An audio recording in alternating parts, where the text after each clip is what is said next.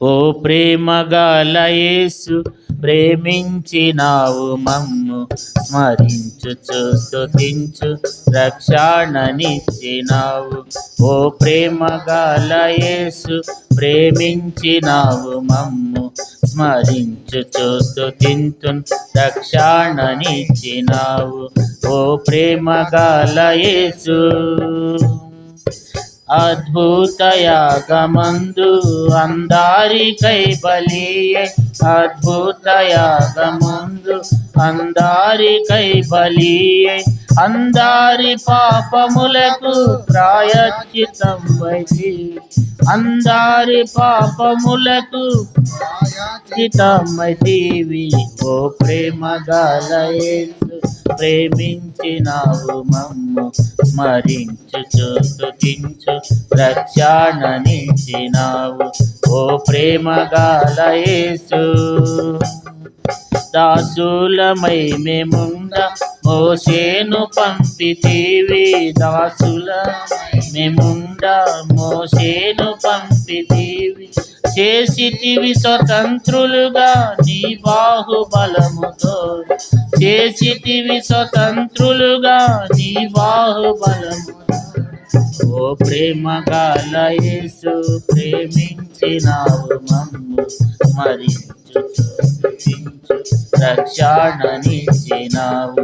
ఓ ప్రేమగల యేసు మహాప్రేమగల యేసు మాకై చేసితివన్నీ, మహాప్రేమగల యేసు మాకై చేసితివన్నీ.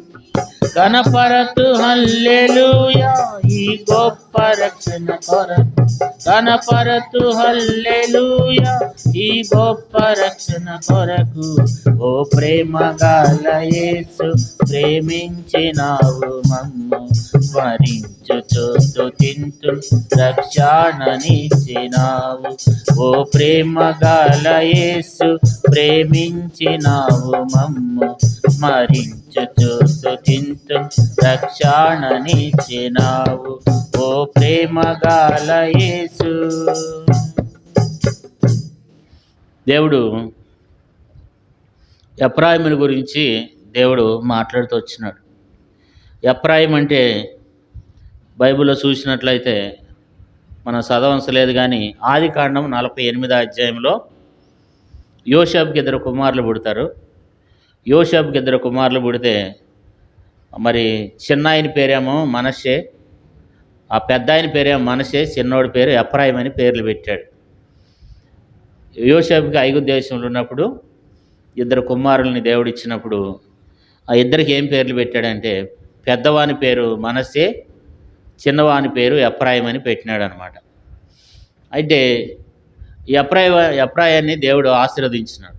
యోసేపు మరి యాకోబు వృద్ధాప్యులు ఉన్నప్పుడు, ఆ రోజుల్లో తల్లిదండ్రులు చనిపోయే పరిస్థితికి వచ్చినప్పుడు పిల్లలను తీసుకుని వచ్చి తల్లిదండ్రుల దగ్గర నిలబెట్టినప్పుడు పిల్లల కొరకు తల్లిదండ్రులు ఏం చేసేవాళ్ళంటే పిల్లల్ని ఆశీర్వదించేవాళ్ళు అనమాట. ఆ చివరి గడిలో చనిపోతున్నటువంటి పరిస్థితుల్లో మరి యోసేపు యాకోబు దగ్గరికి తీసుకుని వచ్చి వాళ్ళిద్దరిని నుంచోబెట్టినప్పుడు మరి పెద్దవాడిని మనష్షేని ఈ పక్కన పెట్టాడు, చిన్నవాడిని ఈ పక్కన పెట్టినాడు. పెద్దవానికి జ్యేష్ఠత్వ హక్కు ఉండేదన్నమాట. కాబట్టి పెద్దవాడిని కుడి చేతిని పెట్టి చిన్నవాడిని ఎడం చేతి వైపు పెట్టినాడు యోసేపు. పెట్టినప్పుడు యాకోబు ఏం చేశాడంటే చిన్నవాడి మీద ఏమో కుడి చేయి పెట్టి పెద్దవాడి మీద ఎడం చేయి పెట్టాడు అనమాట. అంటే ఇట్లా పెట్టాడు అనమాట. ఇట్లా పెడుతుంటే అప్పుడు యోసేపు అంటాడు, నాన్నగారు అట్లా కాదు, ఇటు పక్కన పెద్దోడు ఉన్నాడు, ఇటు పక్కన చిన్నోడు ఉన్నాడు, నీ కుడి చేయి తెప్పిన పెద్దోడు ఉన్నాడు, ఎడం చేయి తెప్పిన చిన్నోడు ఉన్నాడు. అంటే నాకు తెలుసులేగరా, నాకు తెలిసే పెడుతున్నానని చెప్పి చిన్నవాడైన ఎఫ్రాయిం మీద తన కుడి చేతిని పెట్టాడు, పెద్దవాడైన మనష్షే మీద తన ఎడం చేతిని పెట్టినాడు అనమాట. అంటే దేవుడు ఎఫ్రాయిమును దేవుడు ఆశీర్వదించాడనమాట. పెద్దవాడికి మనష్షేకి ఆ జ్యేష్ఠత్వ హక్కు ఉండాలి, కానీ దేవుడు ఏం చేశాడంటే యాకోబు ద్వారా పెద్దవానికి చిన్నవానికే జ్యేష్ఠత్వాన్ని దేవుడు ఇచ్చినాడు అనమాట. అయితే దేవుని వాక్యం మనం చూసినట్లయితే దేవుడు అట్లా ఎందుకు చేస్తున్నాడంటే దేవుడు ఎఫ్రాయిమును కూడా దేవుడు ఆశీర్వదించాలని దేవుడు కోరుకున్నాడు అనమాట. ఎఫ్రాయిముని దేవుడు ఆశీర్వదించినాడు. ఎఫ్రాయిమును దేవుడు దీవించాలని కోరుకుంటూ వచ్చినాడు. మరి ఇక్కడ మనం చూసినట్లయితే ఇక్కడున్న ఎఫ్రాయిము ఎవరంటే ఎఫ్రాయిము సంతతి గురించి దేవుడు మాట్లాడుతున్నాడు. అంటే ఆ ఎఫ్రాయిము ఎవరంటే ఇశ్రాయేలులకు సాదృశ్యం అనమాట. ఆ ఎఫ్రాయిము మనమే. ఆ ఎఫ్రాయిము ఎవరు? మనమే. ఎఫ్రాయిమీయుడు మరి ఈ ఎఫ్రాయిమీయులందరికీ కూడా మూల పురుషుడు అనమాట. అయితే ఈ ఎఫ్రాయిము గురించి దేవుడు మాట్లాడుతున్నాడు. ఎఫ్రాయిము గురించి దేవుడు మాట్లాడుతూ వచ్చినాడు అనమాట. ఎఫ్రాయిము గురించినటువంటి మాటలు దేవుడు తెలియచేస్తూ వచ్చినాడు. ఏమంటున్నాడు దేవుడు అంటే చదువుకుందాం. 11వ అధ్యాయం 1వ వచనం. ఇశ్రాయేలు బాలుడై ఉండగా నేను అతని ఎడల ప్రేమ కలిగి నా కుమారుని ఐగుప్తు నుండి పిలిచి తిని. ఇక్కడ మనం చూసినట్లయితే దేవుడు ఎఫ్రాయిముని ఎంతో ప్రేమించినాడు. ప్రేమించి ఐగుప్తు నుండి దేవుడు తనను పిలిచినాడు. ఐగుప్తు నుండి దేవుడు తనను పిలిచినాడు. ఐగుప్తు అంటే లోకం.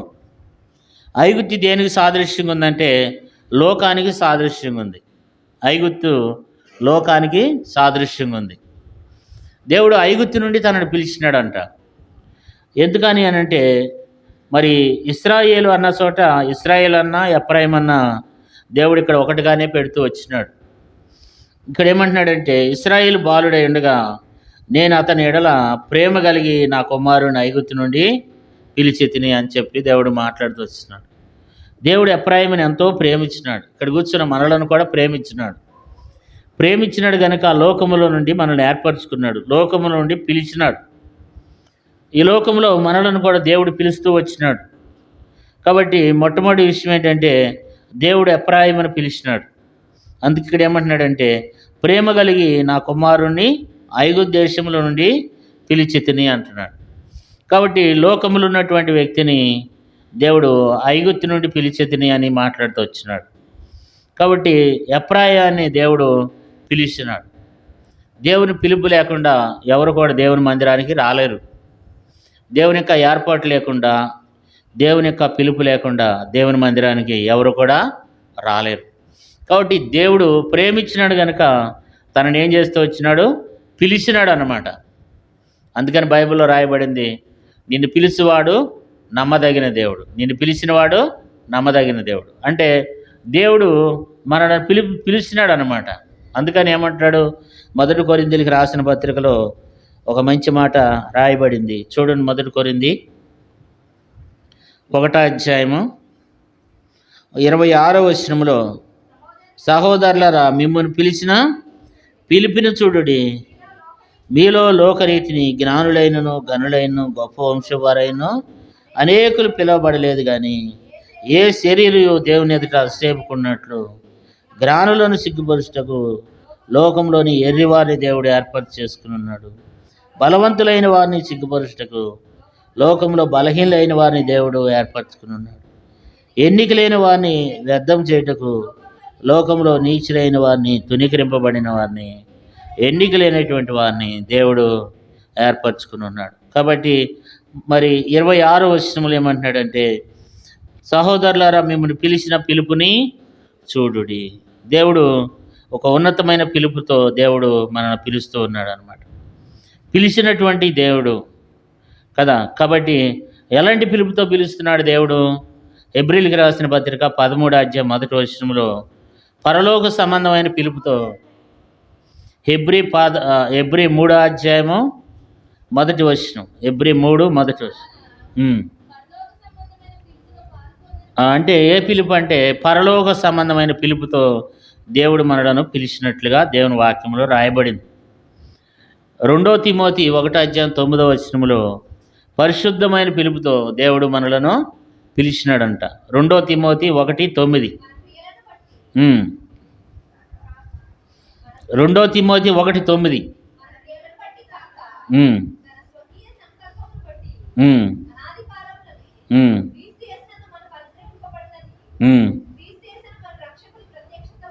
ఉమ్, ఉమ్, ఉమ్, ఉమ్. కాబట్టి పరిశుద్ధమైన పిలుపుతో ఆయన మనలను పిలిచినాడంట. అంటే బైబిల్లో చాలా పిలుపులు ఉన్నాయి. గలతీ 5:13 ఏముందంటే మీరు స్వతంత్రులుగా ఉండటానికి పిలువబడ్డారు అంటాడు. కాబట్టి పిలువబడిన సందర్భాలు బైబిల్ అనేక ఉన్నాయి. మరి దేవుడు ఆ రీతిగా మనలను పిలిచినాడు. మనల్ని పిలిచినటువంటి పిలుపు అంటే ఇప్పుడు మనం చూసినట్లయితే మనం చూస్తే ఇక్కడ ఏం రాయబడిందంటే హోషేయ గ్రంథం 11:1 ఇశ్రాయేలు బాలుడై ఉండగా నేను అతని ఎడల ప్రేమ కలిగి నా కుమారుని ఐగుప్తు నుండి పిలిచి తిని అంటాడు. కాబట్టి దేవుడు మనలను కూడా ప్రేమించి ఈ లోకంలో పాపంలో ఉన్న మనలను కూడా దేవుడు పిలిచినాడు అనమాట. ఆయన మనల్ని పిలిచినాడు కనుక ఈ దినాన్ని మనం ఇక్కడ దైవ సన్నిధిలో మనం కూడి ఉన్నాం. కాబట్టి దేవుడు మనలను పిలిచాడు. తర్వాత దేవుడు ఇంకో మాట ఏమంటున్నాడంటే చదువుకుందాం. చూసినట్లయితే దేవుని వాక్యంలో చూస్తే 3వ వచనం చూడండి. 3వ వచనం, ఎఫ్రాయిము చేయబట్టుకుని వానికి నడక నేర్పిన వాడును నేనే. రెండో విషయం ఏంటంటే దేవుడు నడక నేర్పినాడు. దేవుడు ఏం చేశాడు? పిలిచినాడు, తర్వాత నడక నేర్పినాడంట కదా. దేవుడు మనలను కూడా ఏం చేస్తూ వచ్చినాడంటే దేవుడు మనల్ని పిలిచినాడు, దేవుడు మనకి ఏమి నేర్పినాడు? ఆత్మీయ నడక నేర్పినాడు. ఒకప్పుడు మన నడక ఎట్లుండేది? లోకంలో ఎట్లా పడితే అట్లాగే నడిచినాం. లోకంలో వ్యర్థమైనటువంటి వాటిని ఆరాధిస్తూ వచ్చినాం, వ్యర్థమైన జీవితాన్ని జీవిస్తూ వచ్చినాం. ఒకప్పుడు మన ఇష్టరాజ్యంగా మనం జీవిస్తూ వచ్చినాం.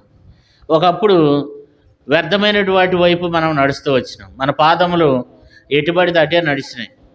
కానీ ఇప్పుడు దేవుడు ఏం చేశాడంటే మనలను సరిచేసి మనలను పరలోక రాజ్యానికి చేర్చడానికి, పిల్లలు కూర్చో. కాబట్టి దేవుడు మనకు ఏం నేర్పుతున్నాడు?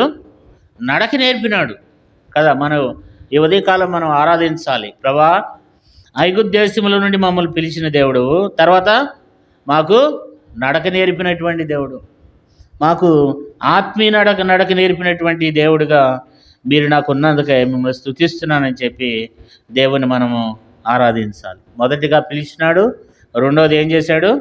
నడక నేర్పినాడంట. మూడోది ప్రేమ కలిగి, చదవండి 3వ వచనం,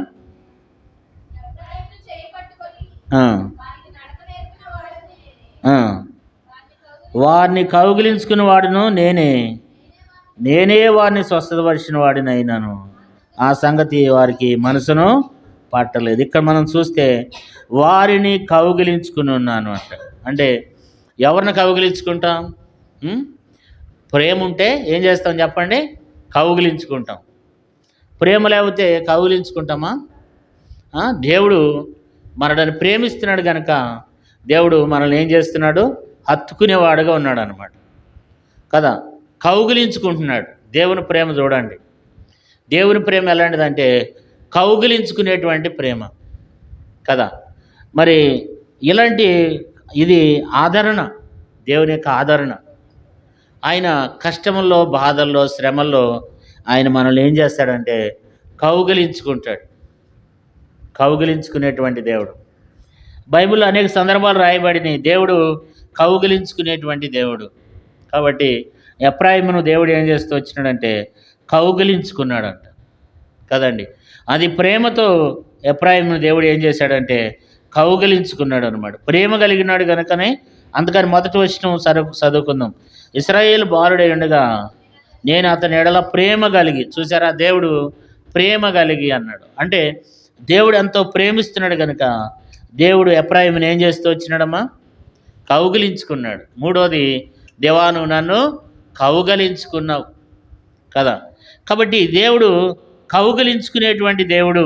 ప్రభా, ఈ లోకంలో అనేక మంది నన్ను అసహించుకున్నారు, ఈ లోకంలో అనేక మంది నన్ను త్రోసివేసినారు. కానీ ప్రభా, నువ్వు నన్ను ఏం చేసావు? నువ్వు నన్ను కౌగిలించుకున్నావు.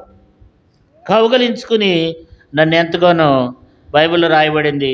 చూడండి, మార్కు సువార్తలో 10:16 చదవండి. మార్కు సువార్త 10:16. ఆ బిడ్డలను ఎత్తి కౌగిలించుకుని వారి మీద చేతులుంచి ఆశీర్వదించును. సందర్భాలు ఉన్నాయి బైబిల్లో, దేవుడు కౌగిలించుకుంటున్నాడు. అన్నీ చెప్పడానికి సమయం లేదు, కానీ దేవుడు ఎఫ్రాయిముని ఏం చేస్తూ వచ్చినాడు? కౌగిలించుకున్నాడు. తర్వాత 4వది కిందేముంది? స్వస్థపరచువాడినైనా. కాబట్టి స్వస్థపరిచేవాడు. 4వది ఏంటంటే ఎఫ్రాయిముని ఏం చేశాడు? దేవుడు స్వస్థపరిచినాడు. కాబట్టి ఇప్పుడు మనం దేవుని గణపరచాలి. దేవా, ఎఫ్రాయిముని ఏం చేసావు? పిలిచినావు.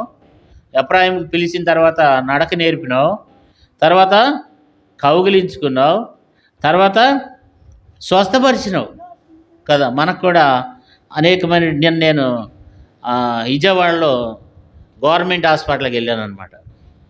ఆ గవర్నమెంట్ హాస్పిటల్ ఎట్లున్నారంటే ప్రజలు కిక్కిరిసిపోయి ఉన్నారన్నమాట. రోగులు, భయంకరమైనటువంటి రోగులు. ఆ రోగులను చూస్తే అన్నం కూడా తినబుద్ధి కాదనమాట. అన్నం కూడా తినబుద్ధి కాదు. ఇంకా అలాంటి రకరకాల వ్యాధిగ్రస్తులు ఉన్నారు అక్కడ. కానీ దేవుడు ఇక్కడ మనల్ని స్వస్థపరిచి ఇక్కడ కూర్చోబెట్టాడంటే మనం ఎంతో ధన్యులం. ఆ సంగతి మనకు మనసును పట్టడం లేదు. అందుకనేమంటున్నాడంటే వారిని స్వస్థపరిచిన వాడును నేనే. కాబట్టి నేను వారిని స్వస్థపరిచినాను. ఆ సంగతి వాళ్ళకి ఏం చేయట్లేదు, మనసును పట్టలే. ఒకసారి మీరు విజయవాడ వెళ్ళి చూడండి, ఆ గవర్నమెంట్ హాస్పిటల్కి వెళ్ళి చూడండి. ఐసీలో వండుకుని ప్రాణాపాయ పరిస్థితిలో కొట్టుమిట్లాడుతున్నటువంటి ప్రజలు ఉన్నారు. ఎంతో అనారోగ్యాలతో పీడించబడుతున్నారు. అసలు బతుకుతారా లేరా, ఈ వ్యాధి నుంచి స్వస్థపడతామా లేదా అనేది తెలియక ఎంతోమంది మరణాపాయ పరిస్థితులు ఉన్నారు. దేవుడు ఈ దినాన్ని నీకు ఒక మంచి ఆరోగ్యాన్ని ఇచ్చినాడంటే అది ఎవరు చెప్పండి? ఎవరమ్మా? దేవుడు. దేవుని ఆరోగ్యంగా మనం గణపరచాలి, దేవుని మనం మహింపరచాలి.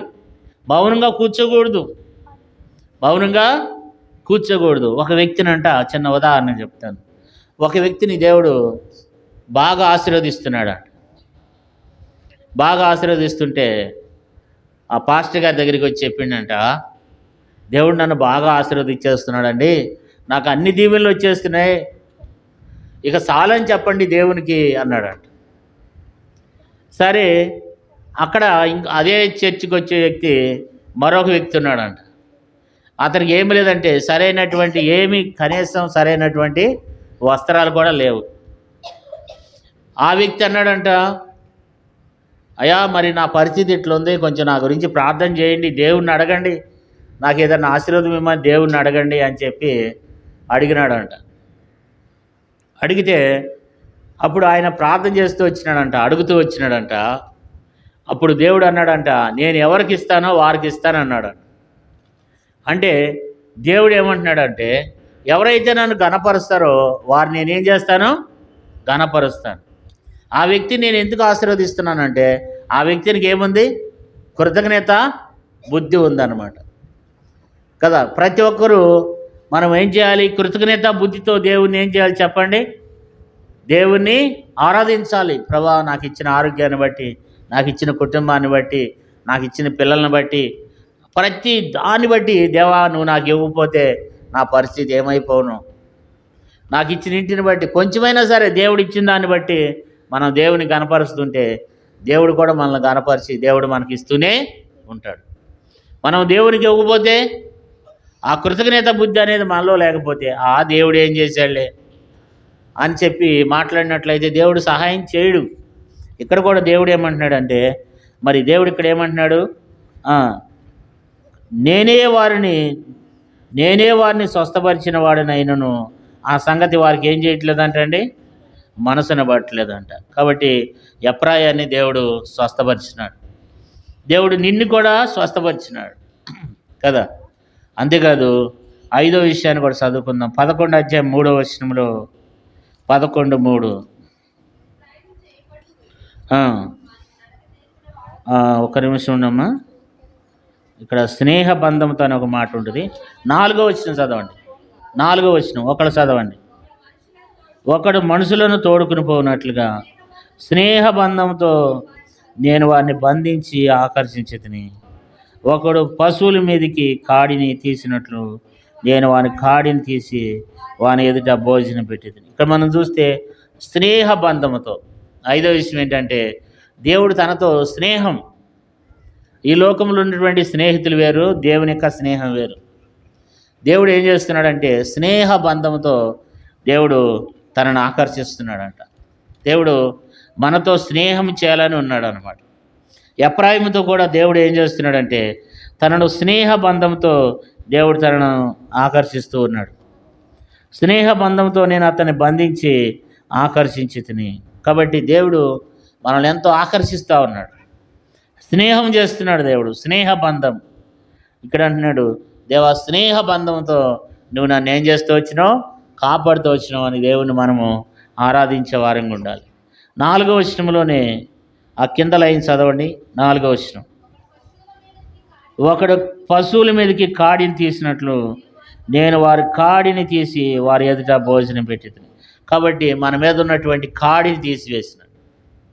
మన మీద ఉన్నటువంటి కాడిని, ఏంటి కాడి అంటే ఇది దాస్యపు కాడిది. బైబిల్లో రాయబడింది ఐగుప్తు కాడి అని బైబిల్లో రాయబడింది. బైబిల్లో చాలా కాడులు ఉన్నాయి. ఇదేంటంటే లోక సంబంధమైనటువంటి కాడి, దాస్యపు కాడి కదా. కాబట్టి గల్తీలకు రాసిన పత్రికలు ఉంటుంది. ఇది ఏ కాడి అంటే ఇంకా చాలా సందర్భాల్లో దేవుని వాక్యంలో రాయబడింది. కానీ ఒక మాటను మనం జ్ఞాపకం చేసుకుందాం. గల్తీలకు రాసిన పత్రికలో 5వ అధ్యాయం 1వ వచనం, ఈ స్వాతంత్ర్యం అనుగ్రహించి క్రీస్తు మనలను స్వతంత్రులుగా చేసి ఉన్నాడు. కాబట్టి మీరు స్థిరముగా నిలిచి మరలా దాస్యమను కాడి కింద చిక్కుకొనకొడి అంటాడు. అంటే ఇది దాస్యం అనేటువంటి కాడి. బైబిల్లో చాలా కాడులు ఉన్నాయి. ఈ కాడిని దేవుడు ఇరిపేస్తున్నాడు. ఈ కాడి అంటే స్వాతంత్ర్యం లేదు, అంతకితం ఏమి లేదంట అండి, స్వాతంత్ర్యం లేదు. దేవుడు స్వాతంత్రాన్ని ఇచ్చినాడు, ఆ కాడిని ఇడిపేసినాడు. కఠినమైనటువంటి కాడి, కష్టమైనటువంటి కాడి, నరకానికి తీసుకెళ్లేటువంటి కాడి, లోక సంబంధమైనటువంటి కాడి, దాస్యపు కాడి, ఇవన్నీ బైబిల్లో ఉన్నాయి. చదవటానికి సమయం లేదు. కానీ ఆ కాడిని దేవుడు ఏం చేస్తూ వచ్చినాడు ప్రియులారా అంటే ఇడిసివేసినాడు, ఐగుప్తుపు కాడి. కాబట్టి దేవుడు ఆ కష్టతరమైనటువంటి కాడిని దేవుడు ఏం చేస్తూ వచ్చినాడంటే ఇరిపివేయబడుతూ వచ్చింది కదా. కాడిని ఇరిసివేసినటువంటి దేవుడు. ఇంకా చివరిలో చూస్తే 9వ వచనం కూడా చదువుకుందాం. ఏడో విషయాన్ని కూడా చదువుకుందాం. నా ఉగ్రతాగ్ని బట్టి నాకు కలిగిన యోచనను నెరవేర్చును. నేను మరలా ఎఫ్రాయిమును లయపరచును. నేను మీ మధ్య పరిశుద్ధ దేవుడును కనుక మనుషుడు తాను మిమ్మల్ని దహించినంతగా నేను కోపింపను. ఇక్కడ మనం చూస్తే నా ఉగ్రతాగ్నిని బట్టి నాకు కలిగిన యోచనను నేను నెరవేర్చుదును. నేను మరలా ఎఫ్రాయిమును ఏం చేయను, లయపరచును. దేవుడు ఎఫ్రాయిమును లయపరచును అంటున్నాడు. అంటే దేవుడు ఎఫ్రాయిము ఏం చేస్తున్నాడు అంటే క్షమిస్తున్నాడు. ఎందుకంటే పరిస్థితిని బట్టి చూస్తే ఎఫ్రాయిముని లయపరచాల్సిందే. ఎందుకంటే ఎఫ్రాయిము దేవునికి విరోధంగా జీవిస్తున్నాడు. ఎఫ్రాయిము దేవునికి ఇష్టం లేని పనులు చేస్తున్నాడు. ఎఫ్రాయిము గురించినటువంటి దేవునికి ఎంతో బాధ, దేవునికి ఎంతో వేదన. మనం బలవర్తమానంలో చదువుకుందాం. ఎఫ్రాయిముని గురించి దేవునికి ఎంతో బాధ, దేవునికి ఎంతో దుఃఖం. దేవుణ్ణి విడిచిపెట్టేసినాడు ఎఫ్రాయిము. దేవుడు అయినప్పటికి కూడా దేవుడు తనని ఏం చేస్తున్నాడంటే క్షమిస్తున్నాడంట. ఎఫ్రాయిము నేనేం చేయను, లయపరచను. కాబట్టి దేవుడు తనని ఎంతో కాపాడుతున్నాడు, భద్రపరుస్తున్నాడు అన్నమాట కదా. ఇప్పుడు మనం చూసినట్లయితే ఎఫ్రాయిము గురించి దేవుడు చెప్తున్నాడు, ఐగుప్తు దేశం నుండి నేను అతన్ని పిలిచాను. 2వది వానికి నడక నేర్పినాను. 3వది వాడిని కౌగిలించుకున్నాను. 4వది స్వస్థపరుస్తూ వచ్చినాను. 5వది స్నేహబంధంతో నేను అతన్ని బంధించి ఆకర్షిస్తూ ఉన్నాను. తర్వాత 6వది కాబట్టి కాడిని తీసివేస్తున్నాను, కాడిని నిలిపేస్తూ వచ్చినాడు. తర్వాత 7వదిగా చూస్తే ఎఫ్రాయిమును నేనేం చేయను, లయపరచను అన్నాడు. కొన్ని పరిస్థితులు బట్టి చూస్తే ఎన్నో బాధాకరమైనటువంటి విషయాలు ఎఫ్రాయిములు ఉన్నాయి. కానీ దేవుడైతే ఎఫ్రాయిముని ఏం చేస్తున్నాడంటే ఎంతగానో ముద్దు పెట్టుకుంటున్నాడంట. చూడండి, ఇర్మియా గ్రంథంలో 31వ అధ్యాయము, ఇర్మియా గ్రంథం 31వ అధ్యాయము 20వ వచనాన్ని అందరం కలిసి చదువుకుందాం. ఇర్మియా 31వ అధ్యాయము, ఇర్మియా గ్రంథం 31వ అధ్యాయం 20వ వచనం అందరం కలిసి చదువుకుందాం. అందరం కలిసి, ఎఫ్రాయిము నాకు ఇష్టమైన కుమారుడా, నాకు ముద్దు బిడ్డ. నేను అతనికి విరోధంగా మాట్లాడినప్పుడల్లా అతని జ్ఞాపకం నన్ను ఎడవుకున్నది. అతని గూర్చి నా కడుపులో చాలా వేదన ఉన్నది. తప్పక నేను అతన్ని కరుణించును. ఇదే యెహోవా. దేవుడు ఏమంటాడంటే ఎఫ్రాయిముని, ఎఫ్రాయిము ఎవరంటండి? ఎఫ్రాయిము నాకు ఇష్టమైన కుమారుడా, నాకు ముద్దు బిడ్డ. నేను అతనికి విరోధంగా మాట్లాడినప్పుడల్లా అతని జ్ఞాపకం నన్ను ఎడవుకున్నది. అతని గురించి నా కడుపులో చాలా వేదనగా ఉన్నది, చాలా వేదనగా ఉన్నది. తప్పక నేను అతనికి కరుణించును. బాధ ఉంది, కష్టం ఉంది, దేవునికి దుఃఖం ఉంది, వేదన ఉంది. అతని గురించి నాకు చాలా వేదన ఉంది, కానీ నేను అతన్ని తప్పక కరుణిస్తాను. అంటే ఒక తండ్రి ప్రేమ. ఒక తండ్రి తన పిల్లల మాట విననప్పుడు తండ్రి కొడుతూ ఉంటాడు, మరలా వారిని ఏ రీతిగా అయితే కౌగిలించుకుంటాడో ఎఫ్రాయిమును కూడా దేవుడు ఆ రీతిగా అంటున్నాడు. ఎఫ్రాయిము నాకు ఇష్టమైన నా ముద్దు బిడ్డ ఎఫ్రాయిము. దేవుడు కూడా మనలను కూడా దేవుడు ఆ రీతిగా ఇలాంటి ప్రేమతో మనల్ని ప్రేమిస్తున్నాడు. తప్పక నేను అతన్ని కరుణిస్తాను అంటాడు కదా.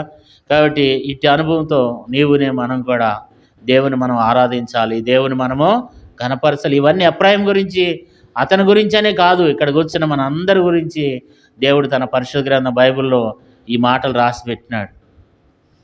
ఈ రీతిగా మనం ఆరాధించాలి. మనం దేవుడు మన ఎడలు చేసిన మేలుని బట్టి దేవుని మనం ఘనపరచాలి, దేవుని మనం స్తుతించాలి. ఎందుకంటే దేవుడు ఏం చేస్తూ వచ్చినాడు? పిలిచినాడు. దేవుడు నడక నేర్పిస్తూ వస్తున్నాడంట. దేవుడు తనను కౌగిలించుకుంటూ ఉన్నాడంట కదా. దేవుడు స్వస్థపరుస్తూ ఉన్నాడంట. స్నేహబంధంతో దేవుడు ఆకర్షిస్తూ ఉన్నాడంట. దేవుడు మరి తన కాడిని తీసివేసినాడంట, తన కష్టాన్ని తీసివేసినాడు, బాధను తీసివేస్తూ వస్తున్నాడు. దేవుడు తనను లయపరచలేదంట. దేవుడు తనను కరుణిస్తున్నాడు, తనను క్షమిస్తున్నాడు. ఎన్నోసార్లు తప్పిపోతున్నప్పటికిను, ఎన్నోసార్లు దేవుని ఆజ్ఞకు విరోధంగా ప్రవర్తించినప్పటికిను దేవుడు ఏం చేస్తున్నాడంటే తనను ఏం చేస్తున్నాడు? దేవుడు క్షమిస్తూ వస్తున్నాడు అన్నమాట. దేవుడు ఏం చేస్తున్నాడు? క్షమిస్తున్నాడు కదా. దేవుడు క్షమించేటువంటి మనసు కలిగిన వాడు. అందుకని దేవుడు ఏమంటాడంటే ఎఫ్రాయిము నా ముద్దు బిడ్డ, అతని గురించి నా కడుపులో చాలా వేదన ఉంది, అయితే నేను అతను ఏం చేస్తాను? తప్పక కరుణిస్తాను. కాబట్టి ఒక పిల్లల్ని ఏ రీతిగా అయితే మనం కొట్టినప్పుడు, వారిని గద్దిస్తున్నప్పుడు, మరలా వాళ్ళని మనం చూసినప్పుడు అనిపిస్తుంది, వాడిని అనవసరం కొట్టినాం అని చెప్పి మరలా మనం వాడిని తీసుకుని ఏ రీతిగా అయితే మరలా కౌగిలించుకుంటామో ఆ రీతిగా దేవుడు కూడా ఎఫ్రాయిముని అట్లా ఆ రీతిగా ప్రేమించినాడు. ఆ ఎఫ్రాయిము ఎవరో కాదు, మరి నిలబడి నేను కూర్చున్న మీరు. మనం కూడా దేవుడు మనడలు కూడా ఎఫ్రాయిము కంటే కూడా ఎక్కువైనటువంటి కార్యాలు దేవుడు నీ జీవితంలో చేసినాడు. ఇది నీ గొప్పతనం కాదు. ఇది నా సజీవ లెక్కలు, సజీవ సంఖ్యలు నువ్వు ఇక్కడ కూర్చుని ఉన్నావంటే ఇది దేవుడు మీకు ఇచ్చినటువంటి కృప. దేవుడు ఎఫ్రాయిము విషయంలో ఏ రీతిగా అయితే చేస్తూ వచ్చినాడో ఆ రీతిగా దేవుడు మిమ్మల్ని కూడా ప్రేమిస్తూ వచ్చినాడు. దేవుడు మిమ్మల్ని ఏం చేస్తూ వచ్చినాడు? దేవుడు పిలుస్తూ వచ్చినాడు. మీకంటే గనులైన వారు ఉండగా, నాకంటే గొప్పవారు ఉండగా, మీకంటే గనులైనటువంటి వారు లోకంలో ఉండగా, నాకంటే గనులైన వారు ఉండగా దేవుడు మనల్ని పిలిచినాడు. తర్వాత దేవుడు మనకు నడక నేర్పుతున్నాడు. ఇప్పుడు వరకు కూడా మనం ఎంతో ఆత్మీయంగా బలపరచబడినట్లు దేవుడు మనకు నడక నేర్పుతూ వస్తున్నాడు. తన వాక్యం ద్వారా సరిచేస్తూ వస్తున్నాడు. కౌగిలించుకుంటున్నాడు. కష్టాల్లో, బాధల్లో ఎఫ్రాయిముని కౌగిలించుకున్నట్లు కౌగిలించుకుని మనల్ని స్వస్థపరుస్తూ వస్తున్నాడు. మనల్ని ఎంతో బాగు చేస్తూ వస్తున్నాడు. కనికరించినాడు, కృప చూపినాడు దేవుడు. కాబట్టి మనకు స్వస్థత ఇచ్చినటువంటి దేవుడు, మనకు కూడా స్వస్థ ఇచ్చినటువంటి దేవుడు, మనల్ని ఎంతో బాగు చేసినవాడు. స్నేహబంధంతో మనల్ని ఎంతగానో దేవుడు ఆకర్షిస్తున్నటువంటి దేవుడు. మనం ఆయనకి విరోధంగా ఉన్నప్పటికీ కూడా ఆయన అయితే మనతో స్నేహం చేయాలని మనల్ని ఎంతో ఆకర్షిస్తూ ఉన్నాడు. కాబట్టి మన కాడిని తీసివేయాలని దేవుడు కోరుకుంటున్నాడు. దేవుడు నీ కాడిని తీసివేసినాడు. నీ శ్రమను, నీ కష్టాన్ని, నీ ఇబ్బందిని తీసివేసి దేవుడు కాపాడుతున్నాడు. లయపరచాలి కానీ దేవుడు ఏం చేయట్లేదు? లయపరచలేదు. అందుకని ఏమంటాడు? ఎఫ్రాయిము ఎవరంట? నా ముద్దు బిడ్డ, నేను అతను తప్పక కరుణిస్తానంటున్నాడు దేవుడు. ఇంతవరకు దేవుడు మనలను కూడా కరుణించినాడు, క్షమించినాడు. ఇటు రీతిగా దేవుడు మరి మనకు కూడా ఎన్నో మేలు దేవుడు చేస్తూ వచ్చినాడు. కాబట్టి ఆయన చేసిన మేలులన్నింటిని బట్టి, ఆయన చేసిన ఉపకారములన్నింటిని బట్టి దేవుని మనం ఏం చేయాలంటే ఆరాధించాలి, దేవుని మనం స్తుతించాలి. దేవుని మనం గనపరచాలి. దేవుడు మన ఎడలు చేసిన మేలులు ఉపకారాలు అన్నిటిని బట్టి దేవుని ఎంతో మనం మహింపరిచి దేవుని స్తుతించాలి. దేవుడు మనల్ని ఎంతో స్వస్థపరుస్తూ వచ్చినాడు. మరి ఎఫ్రాయిం ఏ రీతిగా అయితే దేవుడు కాపాడుతూ వచ్చినాడో ఆ రీతిగా దేవుడు మనలను కూడా క్షమిస్తూ కనికరిస్తూ వచ్చినాడు. ఎఫ్రాయిం ఏ రీతిగా అయితే తన ఎడల మేలు చేస్తూ వచ్చినాడో ఆ రీతిగా దేవుడు మన ఎడలు కూడా మేలు చేస్తూ వచ్చినాడు. ఈ రీతిగా దేవుని మనం ఆరాధన చేద్దాం, దేవుణ్ణి